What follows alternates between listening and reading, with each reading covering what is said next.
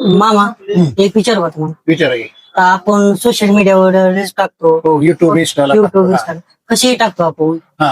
किंवा आपण गाडीवरून जातो किंवा साधं जरी उतरलं ते लोक नाव ठेवतात किंवा शिवाय टाकतात.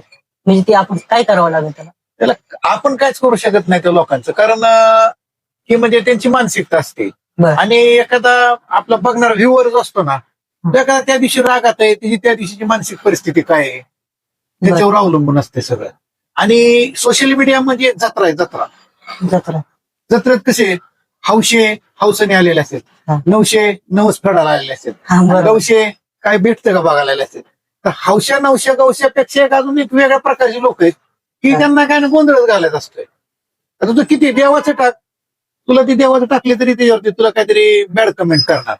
तर ह्याचं सगळ्यात मोठं उत्तर आहे की तू काय उत्तर देऊ नये, मग शांत राहून थांब. शांत राहून काम करायचं. आणि दुसरी गोष्ट काय की सपोज तुला काही खूपच वाईट कमेंट टाकली आणि खाली मग परत दुसऱ्या लोकांची रांग चालू होते, हा बरोबर. तर तू त्यावेळेला तू बघत असतो की तुझ्या रील मध्ये खाली काय टाकली कमेंट. हा. तर ते बघताना ना लक्षात ठेवायचं की एखाद्याने काय शिवीगाळ केलेली असेल काय असेल तर ती डिलीट करणे किंवा हाईड करणे, हा बरोबर. एवढं करू शकतो. आणि सोशल मीडिया वापरताना रागाला जायचं नाही, हा ते बरोबर. डोके फुटतात.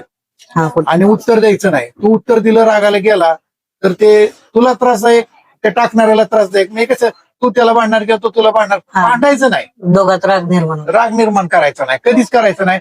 आणि एक लक्षात ठेवायचं, सोशल मीडिया म्हणजे आपण नाटक, हा. एक मंच आहे हा. हम्म. काय दगड मारणारी पण असते, काय टमाटर फेकणारे असते, काय अंड फेकणारे असतात. हम्म. आता ते अंड फेकलेलं घेऊन त्याचा आमलेट करायचा का तू परत फेकायचं, हा ते आपल्या तू ठरवायचं.